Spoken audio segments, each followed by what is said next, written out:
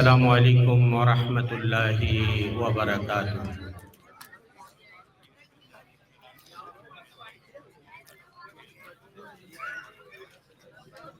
الحمد للہ رب العالمین والعاقبۃ للمتقین ولا عدوان الا علی الظالمین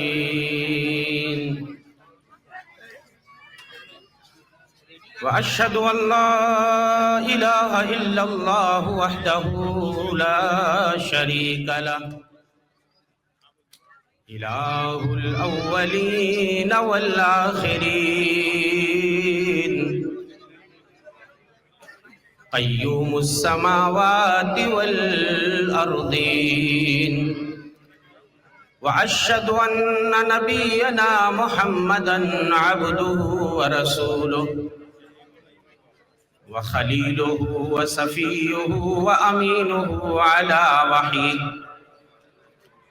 ارسلہ الی الناس کافۃ بشیرا ونذیرا وداعیا الی اللہ باذنہ وسراجا منیرا اما بعد فقد قال اللہ تعالی فی کتابہ الحکیم وضرب اللہ مثلا للذین آمنوا امرأة فرعون اذ قالت رب ابن لي عندك بيتا في الجنة ونجني من فرعون وعمله ونجني من القوم الظالمين۔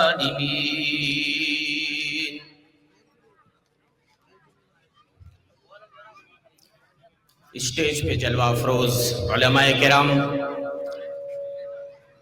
نالا سپارہ ممبئی اور مضافات سے تشریف لائے ہوئے دینی اور ملی بھائیوں، پردہ نشین ماؤں اور بہنوں، نوجوان دوستوں، ساتھیوں، عزیز بچوں، خواتین سے متعلق میری تھوڑی سی گفتگو ہوگی، مجھے نکلنا ہے کچھ اہم کام کی وجہ سے۔ میں خواتین سے یہ اپیل کروں گا کہ آپ شانتی بنائیں، اطمینان و سکون کا ماحول پیدا کریں۔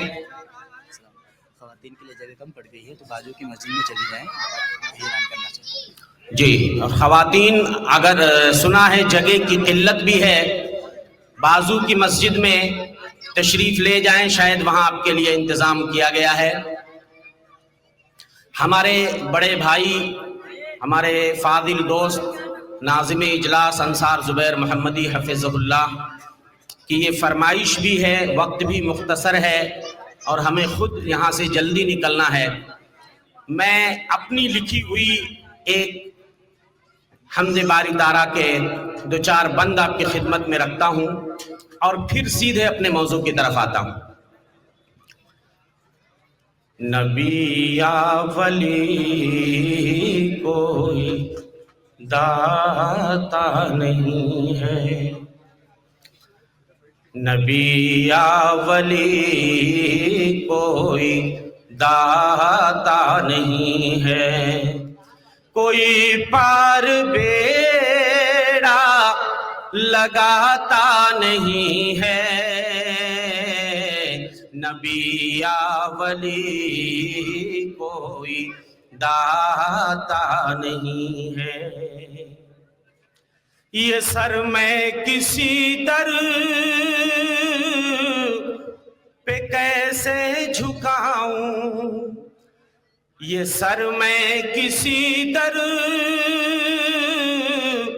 پہ کیسے جھکاؤں، کیسے جھکاؤں، کوئی اور در مجھ کو بھاتا نہیں ہے، کوئی پار کشتی لگاتا نہیں ہے، نبی یا ولی کوئی داتا نہیں ہے۔ الہی تو ہی ایک مشکل کشا ہے الہی تو ہی ایک مشکل کشا ہے مشکل کشا ہے مصیبت سے کوئی بچاتا نہیں ہے کوئی پار کشتی لگاتا نہیں ہے نبی یا ولی کوئی داتا نہیں ہے غنی ہے تو سب تیرے در کے گدا ہیں غنی ہے تو سب تیرے در کے گدا ہیں در کے گدا ہیں کوئی ایک پتا ہلاتا نہیں ہے کوئی پار بیڑا لگاتا نہیں ہے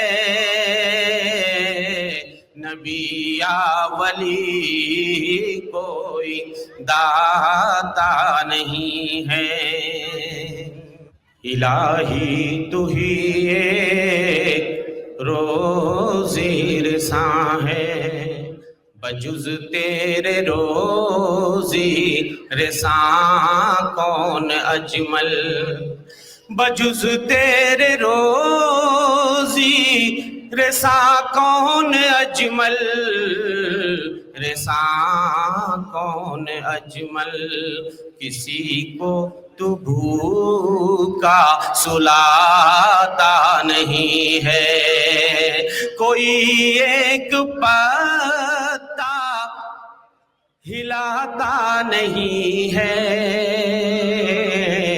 کوئی پار بیڑا لگاتا نہیں ہے حضرات اس روئے زمین پر اللہ جل شانہ کی بہت ساری نعمتیں ہیں ان تمام نعمتوں میں سب سے عظیم نعمت اگر کوئی ہے تو وہ نعمت توحید ہے ساری نعمتیں اس نعمت کے آگے پھیکی پڑ جاتی ہیں اسی توحید کی خاطر یہ سارا تام جھام جو آپ دیکھ رہے ہیں یہ زمین یہ آسمان یہ چاند یہ سورج یہ کہکشائیں اسی طریقے سے ہم انسان اور جنات کی جو تخلیق ہوئی اسی توحید کی خاطر ہوئی اسی توحید کی خاطر میزان کو نصب کیا گیا دوامین کو وضع کیا گیا انبیاء و رسول بھیجے گئے کتابیں اتاری گئی اور جب تک اس روئے زمین پر ایک بھی موحد باقی ہے کائنات کی نبض دھڑکتی رہے گی اور جب کوئی ایک بھی بندہ اللہ کا نام لینے والا نہیں بچے گا یہ زمین لپیٹ دی جائے گی زمین پھٹ جائے گی اور آسمان کو لپیٹ دیا جائے گا چاند سورج ستارے سیارے سب جھڑ جائیں گے اور پوری کہانی ختم ہو جائے گی سارا سسٹم اللہ اپنے ہاتھوں سے اجاڑ دے گا ارے جب اس کا کوئی نام ہی لینے والا نہیں بچے گا تو وہ کائنات کو باقی رکھ کے کیا کرے گا توحید جس کے بارے میں علامہ ابن رجب الحنبلی رحمت اللہ علیہ فرماتے ہیں هو الاکسیر الاعظم لو وضع منه الذرہ على جبال الذنوب لقلبها حسنات توحید یہ وہ اکسیر اعظم ہے یہ وہ نسخہ کیمیا ہے یہ وہ اکسیر اعظم ہے ایک ذرہ تھوڑا سا اس کا ایک حصہ اگر گناہوں کے پہاڑ پہ ڈال دیا جائے تو اس کو نیکیوں میں بدل دے گا علامہ ابن القیم الجوزیہ رحمت اللہ علیہ فرماتے ہیں ما دفعت شدائد الدنیا بمثل التوحید، دنیا کی مصیبتیں توحید کے مثل کسی چیز سے دور نہیں ہوتی.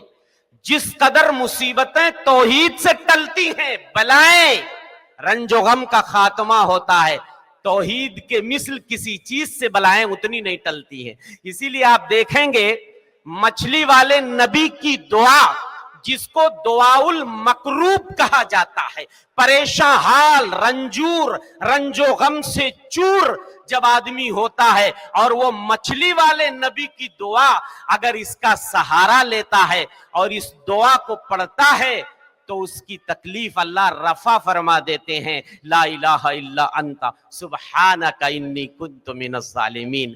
اس میں بندہ کچھ مانگتا نہیں ہے سوائے اللہ کی تعریف کے، اور اس کی پریشانی اللہ دور فرما دیتے. توحید سب سے قیمتی ہیرا ہے. سب سے قیمتی چیز اگر ہمارے پاس کوئی ہے تو وہ توحید ہے. اس لیے جن کے پاس ہیرے جواہرات ہوتے ہیں وہ تجوریوں میں بند کر کے رکھتے ہیں، ہیرے جواہرات کی حفاظت کرتے ہیں کہیں ڈاکہ نہ پڑ جائے، کہیں چور لٹیرے اس کو لوٹ نہ لے جائیں. ارے ہم تو اہل توحید ہیں، ہمارے پاس جو ہیرا ہے وہ کسی کے پاس نہیں ہے. اس لیے ہمیں چور اچکوں اور ڈاکوؤں سے ہوشیار رہنا ہے، اپنے توحید کو بچا کے رکھنا ہے اپنے سینوں میں، ہمارے بھائیوں کو بھی ہماری بہنوں کو بھی. یہ فتنوں کا زمانہ ہے، فحاشیاں عروج پر ہیں، ایسے میں دین ایمان عقیدہ بچانا بڑا مشکل ہو گیا ہے. اور فتنوں کا شکار سب سے زیادہ پرجوش نوجوان ہوتے ہیں یا عاقبت نااندیش خواتین ہوتی ہیں، چونکہ خواتین یہ انجام سے زیادہ واقف نہیں ہوتی ہیں اور ان کو ناقصات العقل بھی کہا گیا ہے. یہ فتنوں کا شکار جلدی ہو جاتی ہیں. اگر خواتین کے ایمان اور عقیدے کو مضبوط نہ کیا گیا تو سنو، یہ عورتیں ارتداد اور بے دینی کے راستے پہ چل پڑتی ہیں. آج دیکھ لیجئے ایمان میں کمزوری کی وجہ سے، آج ایمان میں لچک کی وجہ سے ہماری بہنیں غیر مسلموں کے ساتھ فرار ہو رہی ہیں، اس لیے کہ انہیں نہیں پتا ایمان کا مطلب کیا ہوتا ہے، توحید کا مطلب کیا ہوتا ہے، توحید کی حقیقت سے وہ ناآشنا ہے. ضرورت ہے کہ بہنوں کے ایمان کو ذرا مضبوط کیا جائے. بس میں چند گزارشات ہیں، چند واقعات ہیں قرآن کی روشنی میں، احادیث اور تاریخ کے حوالے سے میں وہی سنا کے اپنی بات ختم کروں گا. دیکھیے ضرورت ہے کہ ہماری بہنوں کے سامنے کوئی آئیڈیل، کوئی نمونہ کسی کو بنا کے پیش کیا جائے، کسی کو اسوہ بنایا جائے کہ ان کے نقش قدم پہ چل کر ہماری بہنیں بھی اپنے ایمان عقیدے کو مضبوط کر لیں. عورتیں ذرا ضعیف العقیدہ ہوتی ہیں، توہم پرست زیادہ ہوتی ہیں، نحوست، بدشگونی اور بدفعلی اور اسی طریقے سے قدیم رسم و رواج کی پابند زیادہ ہوتی ہیں. اس لیے عورتوں کے ایمان و عقیدے کو مضبوط کرنا بہت ضروری ہے. آئیے میں آپ کے لیے ایک مثال حاضر کرتا ہوں قرآن مجید سے. ایمان کس کو کہتے ہیں؟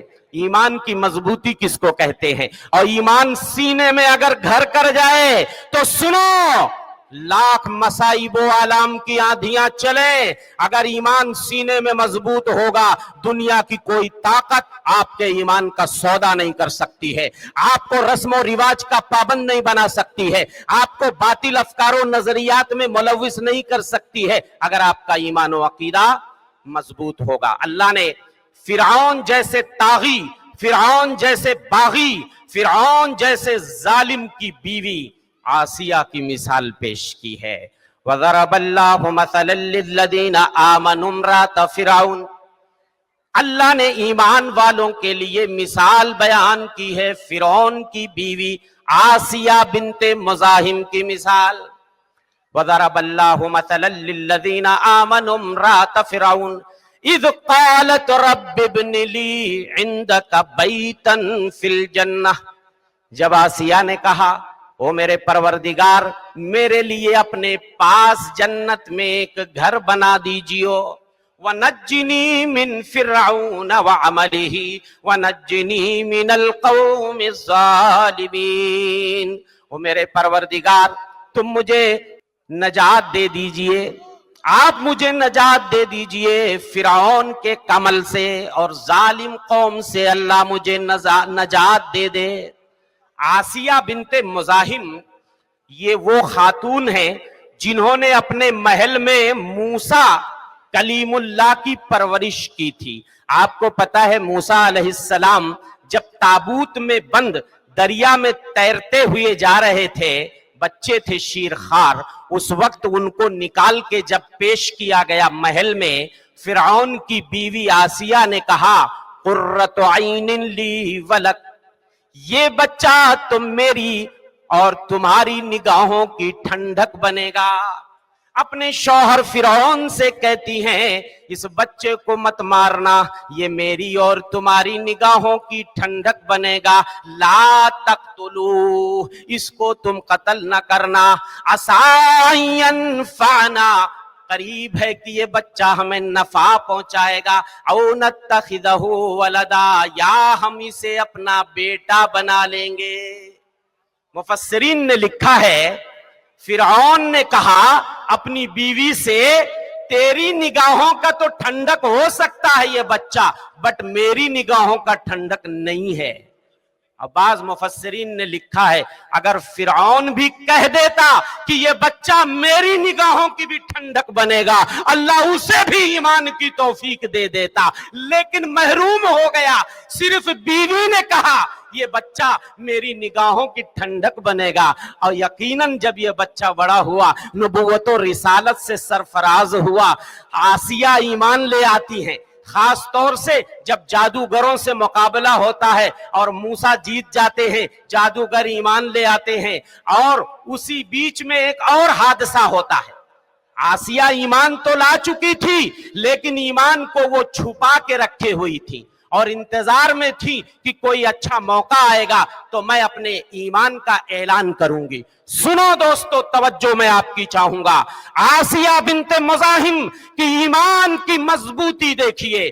ماشطہ بنت فرعون، وہ لڑکی، وہ عورت جو فرعون کی بٹیا کو کنگھی کیا کرتی تھی، ہاں ایک خادمہ جو محل میں کنگھی کرتی تھی، جب کنگھی گر گئی تو انہوں نے اللہ کا نام لے کر بسم اللہ کہہ کے کنگھی اٹھائی۔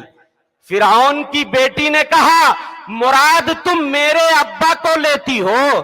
کہنے لگی نہیں، جو میرا بھی رب ہے تیرے باپ کا بھی رب ہے، سارے جہانوں کا رب ہے، میں اس کی بات کرتی ہوں۔ بیٹی نے کہا میں ابا سے شکایت کر دوں گی۔ ماشطہ اس کنگھی کرنے والی خادمہ نے کہا جاؤ جس سے بھی میری شکایت کرنی ہے کر دو۔ فرعون کو جب پتا چلتا ہے اس کے محل میں رہنے والی خادمہ ایمان لا چکی ہے، فرعون کا انکار کر رہی ہے، فرعون کی الوہیت کا انکار کر رہی ہے، وہ رب الارباب پہ ایمان لا چکی ہے۔ فرعون کہتا ہے عورت توبہ کر لے، ابھی تیرے لیے وقت ہے، ورنہ تیرے بچوں سمیت میں تجھے کھولتے ہوئے دیگ میں ڈال دوں گا۔ اس عورت نے کہا کوئی مسئلہ نہیں ہے، کوئی مسئلہ نہیں ہے، ایک بار جب ایمان میرے سینے میں گھس گیا اب ایمان نہیں نکل سکتا۔ ایک بڑے سے دیگچے میں تیل کھولایا جاتا ہے اور ایک ایک کر کے اس دکھیاری عورت کے معصوم بچوں کو اس دیگچے میں ڈالا جاتا ہے، پلک جھپکتے ہی ان کی ہڈیاں تیرنے لگتی ہیں۔ اخیر میں باری اس عورت کی آتی ہے، اس کی گود میں شیر خار بچہ ہوتا ہے، وہ اپنے بچے کا منہ دیکھ کر پیچھے ہٹتی ہے۔ بچے کو اللہ قوت گویائی عطا کرتے ہیں، بچہ گود میں بول پڑتا ہے اتہمی یا اماں، او میری ماں کیا دیکھ رہی ہے، چھلانگ لگا دے۔ فإن عذاب الدنیا اہون عند اللہ من عذاب الآخرہ، ارے یہ تو دنیا کا عذاب ہے، آخرت کے مقابلے میں بہت ہلکا عذاب ہے۔ فاقتحمت، وہ چھلانگ لگا دیتی ہے۔ جب ماشطہ اس کنگھی کرنے والی عورت کی ایمانی جرات فرعون کی بیوی آسیہ دیکھتی ہے، وہ بھی اپنے ایمان کا اعلان کر دیتی ہے۔ اللہ اکبر۔ فرعون کے گھر میں اس کی اپنی بیوی ایمان لے آتی ہے، فرعون غصے سے لال پیلا ہوتا ہے۔ حضرت ابن عباس کا قول مفسرین نے نقل کیا ہے، ابن جریر طبری وغیرہ نے 4 کھوٹیاں گڑوائیں اور اپنی عورت کے ہاتھ پیر بندھوا دیے۔ جب دھوپ تیز ہو گئی، اس دکھیاری عورت کو، اس مومنہ عورت کو لے جا کر اس دھوپ میں لٹا دیا گیا، ہاتھ پیر رسیوں اور کھوٹیوں میں باندھ دیے گئے، اور اس کے بعد حکم ہوا ایک بڑی سی چٹان اس کے اوپر گرا دی جائے۔ مفسرین نے لکھا ہے کہ جب وہ چٹان گرانے کی تیاری کر رہے تھے، آسیہ من میں دعا کر رہی تھی، رب ابن لی عندک بیتن فی الجنہ، او میرے پروردگار میرے لیے جنت میں ایک محل تیار کر دیجیو۔ قبل اس کے کہ وہ چٹان گرتی، آسیہ اس چٹان کے نیچے دب کر چورا چورا ہو جاتی، ریزہ ریزہ ہو جاتی۔ مفسرین نے لکھا ہے اس کی روح پہلے ہی پرواز کر گئی۔ چٹان گرتی ہے بعد میں، روح پہلے نکل جاتی ہے اور اللہ کے پاس چلی جاتی ہے۔ اللہ اس کو جنت میں اس کا محل دکھاتے ہیں، وَنَجِّنِي مِن فِرْعَوْنَ وَعَمَلِهِ وَنَجِّنِي مِنَ الْقَوْمِ الظَّالِمِينَ۔ میری بہنوں کہاں پڑی ہو؟ ہاں، اپنے ایمان و عقیدے کا جائزہ لو۔ کچھ صحابیات کو میں بطور نمونہ پیش کرتا ہوں۔ میں آج بلال حبشی کی بات نہیں کروں گا، میں آج صہیب رومی کی بات نہیں کروں گا۔ مردوں نے جو اذیتیں اٹھائی ہیں ایمان کے لیے، اسلام کے لیے، میرے بھائیوں وہ داستانیں بہت سن چکے، صرف میں آج صحابیات کی داستان سنانے جا رہا ہوں۔ سنو، شاید پہلی بار یہ نام آپ سن رہے ہوگے، زنیرہ الرومیہ، یہ خاتون ہے زنیرہ۔ جب یہ اسلام قبول کرتی ہیں، بہت ستاتا ہے ابو جہل ان کو، بہت اذیتیں دی جاتی ہیں۔ جب یہ ان کی بینائی چلی جاتی، ذرا دیکھیے امتحان، اسلام لاتی ہیں، اذیتوں سے دوچار ہوتی ہیں اور ان کو دھمکی ملتی ہے اسلام سے برگشتہ ہو جاؤ، نہیں ہو سکتی۔ بینائی چلی جاتی ہے، اندھی ہو جاتی ہیں، پتہ ہے تانے دیے جاتے ہیں، تانے ملتے ہیں، کہا جاتا ہے اعمت اللات والعزی، ان کو ہمارے بتوں نے اندھا بنا دیا ہے، ہمارے بتوں کی بد دعا لگ گئی ہے۔ ارے وہ عورت، ابھی تیرے لیے موقع ہے، اسلام چھوڑ کے ہمارے بتوں کی طرف واپس آ جا۔ کہنے لگی ارے ان پتھر کے بتوں کو کیا پتا، ان کو کسی کے نفع نقصان سے کیا غرض، ایک بار اسلام جب سینے میں گھس چکا ہے دوبارہ نہیں نکل سکتا ہے۔ ایک اور خاتون ام شریک، نام سنو، ام شریک رضی اللہ عنہا، اللہ اکبر، جب اسلام قبول کرتی ہیں 3 دن تک دھوپ میں کھڑا کر دیا گیا۔ کتنے دن تک؟ 3 دن تک دھوپ میں کھڑا کر دیا گیا، مختلف قسم کی۔ ارے بلال حبشی کا واقعہ بہت سنا آپ نے، صہیب رومی نے جو قربانیاں دی، مکہ والے کیسے کیسے ستاتے تھے۔ سنو ایک عورت کی کہانی ذرا سن لو۔ ام شریک 3 دن تک دھوپ میں کھڑا کر دیا گیا اور ہر بار یہ کہا جاتا اب بھی تمہارے لیے وقت ہے، اسلام سے پھر جاؤ۔ کہنے لگی اسلام سینے میں گھر بنا چکا ہے، اسلام اب سینے سے نکل نہیں سکتا ہے۔ ہند بنت عتبہ کا نام سنے ہو؟ حضرت معاویہ کی اماں اور حضرت ابو سفیان کی بیوی جب تک اسلام نہیں لائی تھی، احد کے میدان میں آئی تھی، اپنے مردوں کا حوصلہ بڑھانے کے لیے، مسلمانوں کے خلاف ان کو بھڑکانے کے لیے۔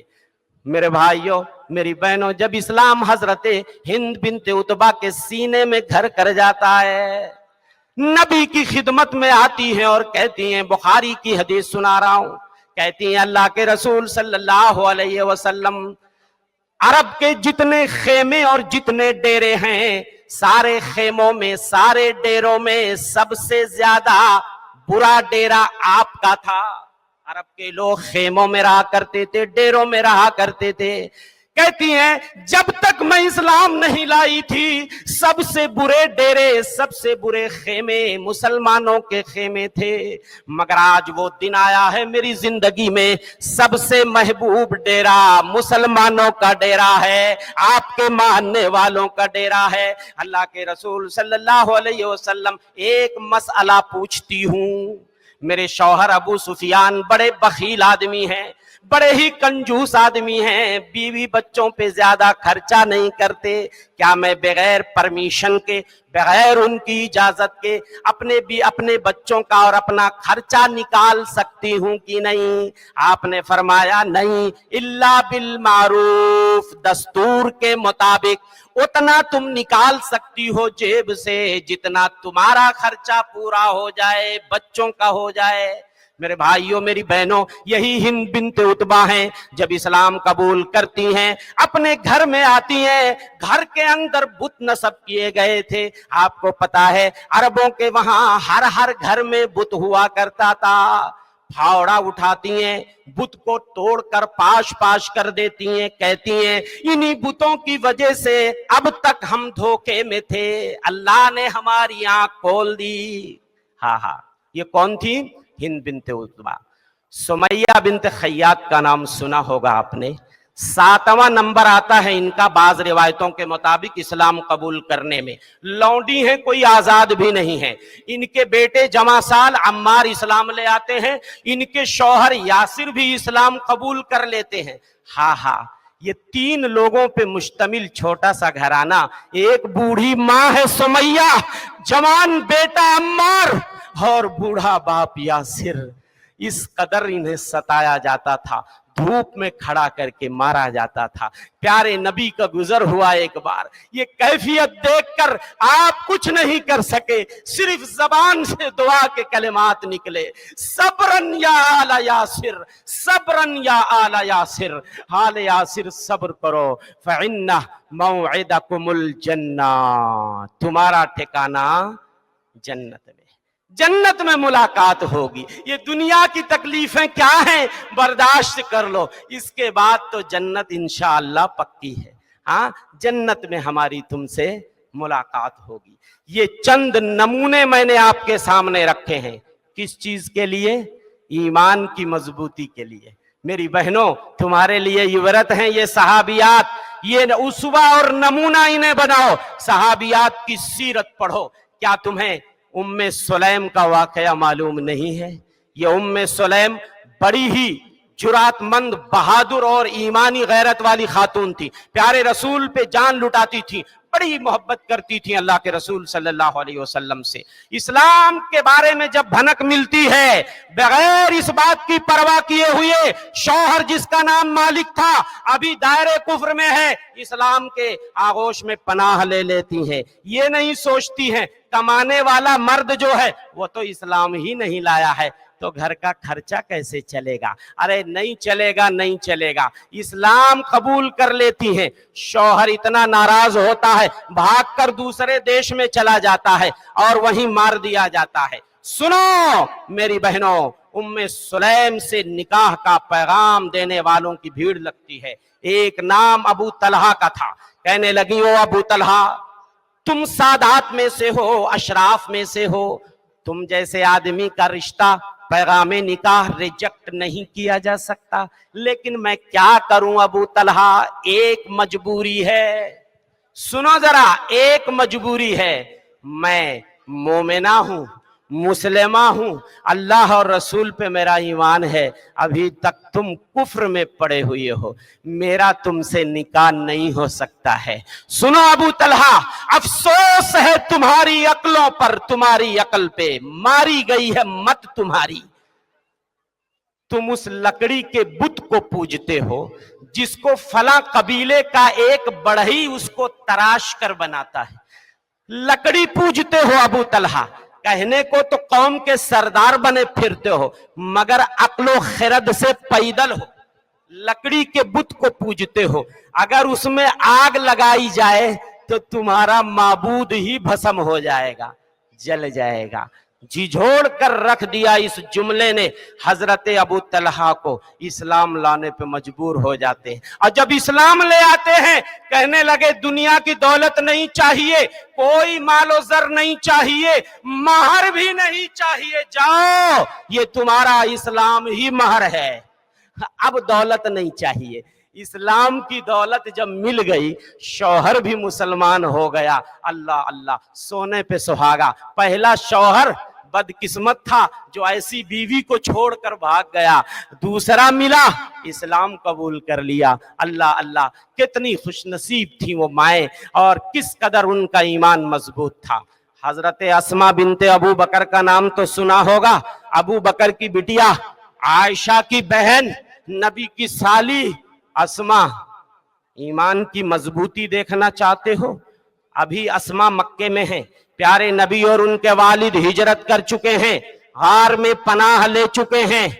हाँ, बिटिया तोशा ले जाकर उस पुरपेच रास्तों से गुजरती हुई, कितना फिट ऊंचाई पे जाकर अपने बाबा को और कायनात के इमाम को खाना पहुंचाती थी। ईमान जरा देखो, तोशा बांधने के लिए कुछ नहीं मिल रहा था, अपना कमरबंद 2 हिस्सों में फाड़ दिया और एक से मशकीजे का मुंह बांध दिया और एक से तोशेदान का मुंह बांध दिया। अल्लाह के रसूल ने जब ये मंजर देखा तो कहा, खुश हो जाओ अस्मा, लक़द अब्दलकिल्लाहु बिनताक़ैन फिल जन्ना।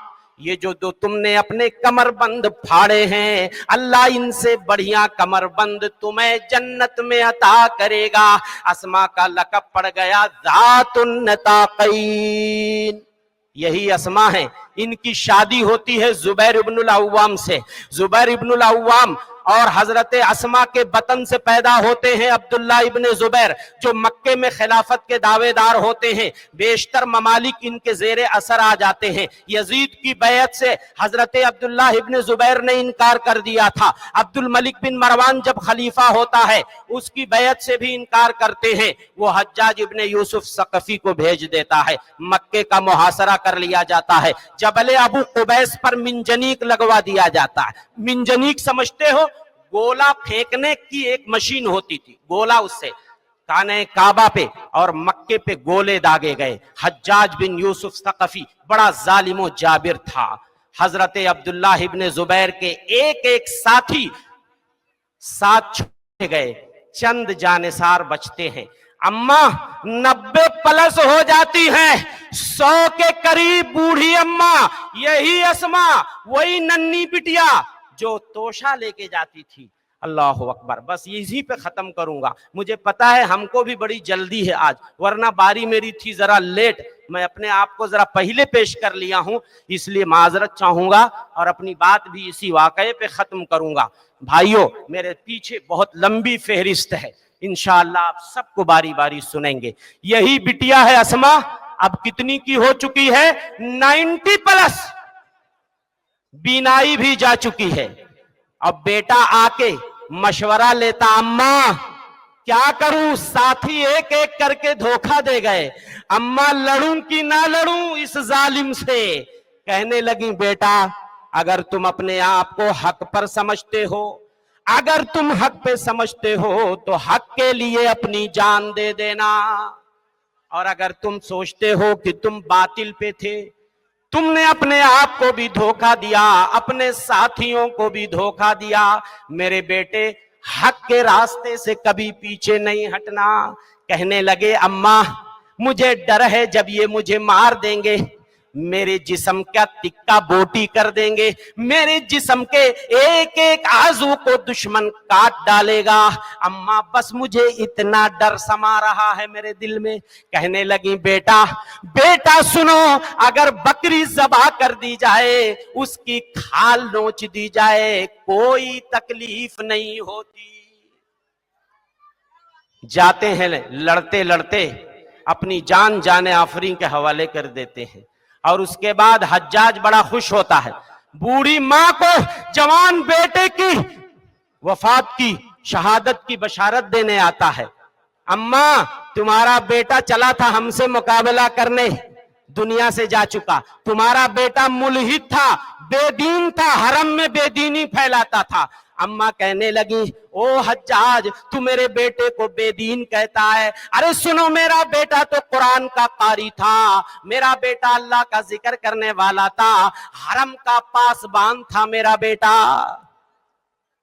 तुम्हें पता नहीं یہ میرا بیٹا جب ہم ہجرت کر کے مدینہ گئے، مدینے میں سب سے پہلا بچہ اگر کوئی مہاجرین کے وہاں پیدا ہوتا ہے تو میرا عبداللہ تھا۔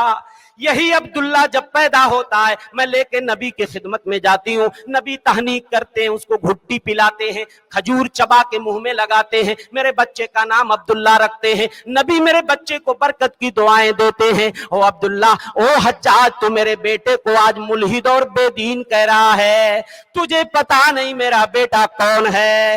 میرے بیٹے کی جب ولادت ہوئی تھی، مدینے میں لوگوں نے خوشی سے نعرے تکبیر اللہ اکبر کا نعرہ لگایا تھا، اور میں نے نبی کو کہتے ہوئے سنا تھا، ثقیف قبیلے میں ایک صفاق، ایک کذاب ہوگا۔ ثقیف قبیلے میں، یہ ثقیف قبیلے کا تھا، ثقیف قبیلے میں ایک جھٹا ہوگا اور ایک صفاق ہوگا، خونریز ہوگا۔ کذاب و جھٹے کو میں نے دیکھ لیا، وہ مختار ثقفی تھا، اور جھٹا اور جو خونریز اور صفاق، میرا خیال ہے نبی نے جس کی طرف اشارہ کیا تھا وہ تو ہی ہے۔ ہاں ہاں، کہتا ہے چلو ذرا اپنے بیٹے کو دیکھ لو، سولی پہ لاش لٹکی ہوئی ہے۔ بوڑھی ماں کہتی ہے، کہا جاتا ہے بیٹا سولی پہ لٹک چکا ہے، کہنے لگی اچھا میرا بیٹا ابھی تک گھوڑے سے نہیں اترا۔ ہاں ہاں، ایک بوڑھی ماں کا ایمان دیکھیے، اس کا جذبہ دیکھیے، میرا سولی پہ لٹکنے کو تشبیہ دیتی ہیں، میرا بیٹا شہسوار ہے، ابھی تک گھوڑے پہ سوار ہے، گھوڑے سے نیچے نہیں اترا ہے۔ اماں اپنے ہاتھ سے، 90 سال کی بڑھیا اپنے ہاتھ سے جوان بیٹے کو غسل کفن دیتی ہیں، خوشبو لگاتی ہیں، اور اس کے بعد ان کی تجہیز اور تکفین عمل میں آتی ہے۔ میری بہنوں، یہ ہے ایمان، ایمانی غیرت پیدا کرو۔ ایمان، اگر ایمان و تقوی سے یہ دل سرشار ہو جائے تو عالی شان جنت میں محل تیار ہو جائے۔ اس لیے میں انہی چند باتوں پہ اپنی بات ختم کروں گا اور دعا کروں گا، اللہ تعالیٰ جنہوں نے یہ بہترین اجلاس سجایا ہے، سنوارا ہے، اللہ سبحانہ و تعالیٰ انہیں جزائے خیر عطا فرمائے۔ مجھے امید ہے کہ بہنوں نے کچھ سبق سیکھا ہوگا اور ایمان اور توحید کی حقیقت کو کچھ کسی حد تک وہ جان چکی ہوں گی۔ اسی پہ قائم رہیے مرتے دم تک۔ آمین وما توفیق الا باللہ، وصلی اللہ علی نبینا محمد، والسلام علیکم ورحمۃ اللہ وبرکاتہ۔